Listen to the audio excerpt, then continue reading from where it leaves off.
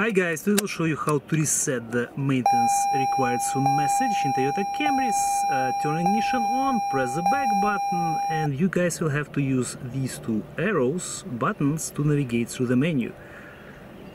So press the right arrow button until you find settings. In the settings you'll have to press the down button until you reach vehicle settings. Press OK from here.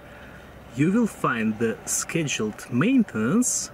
Press OK, and it will ask you if you want to reset the data.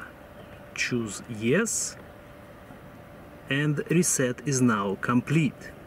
So you guys can go back now. Go back to the information section. I will turn off the vehicle and turn it back on.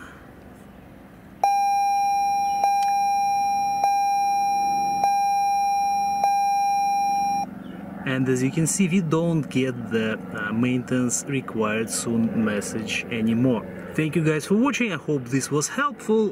We'll see you in the next video.